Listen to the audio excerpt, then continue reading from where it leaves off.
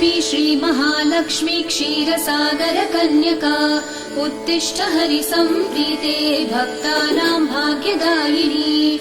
श्रीलक्ष्मी श्रीमहालक्ष्मी क्षीरसागरकन्यका उत्तिष्ठ हरिसम्प्रीते भक्तानां भाग्यदायिनी।